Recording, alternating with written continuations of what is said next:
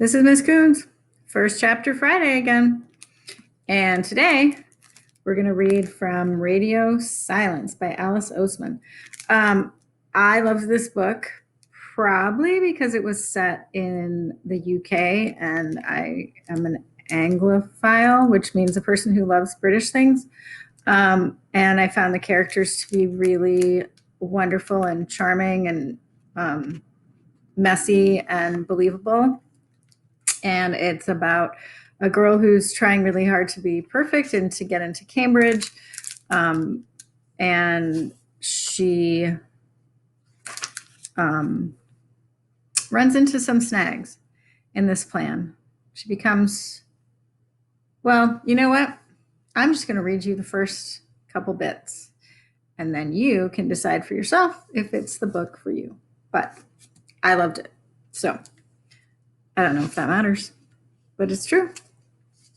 Radio Silence by Alice Oseman. Universe City, Episode 1, Dark Blue. Universe City, 109,982 views. In distress, stuck in Universe City, send help. Scroll down for transcript. Hello, I hope somebody is listening. I'm sending out this call via radio signal. Long outdated, I know, but perhaps one of the few methods of communication the city has forgotten to monitor. In a dark and desperate cry for help. Things in Universe City are not what they seem. I cannot tell you who I am. Please just call me Radio. Radio Silence. I am, after all, only a voice on a radio, and there may not be anyone listening. I wonder, if nobody is listening to my voice, am I making any sound at all? Futures. Can you hear that? Karis asked, halting in front of me so suddenly that I almost crashed into her. We both stood on the train platform. We were 15 and we were friends. What? I said, because I couldn't hear anything except the music I was listening to through one earphone. I think it might have been Animal Collective. Karis laughed, which didn't happen very often. You're playing your music too loud, she said, hooking a finger around the earphone's wire and pulling it away from me. Listen. We stood still and listened, and I remember every single thing I heard in that moment. I heard the rumbling of the train we just got off leaving the station, heading farther into town. I heard the ticket gate guard explaining to an old man that the high-speed train to St. Pancras was canceled today due to the snow. I heard the distant screech of traffic, the wind above our heads, the flush of the station toilet, and the train now arriving at Platform 1 is the 802 to Ramsgate, snow being shoveled, and a fire engine, and Karis's voice, and burning. We turned around and stared at the town beyond, snowy and dead. We could normally see our school from here, but today there was a cloud of smoke in the way.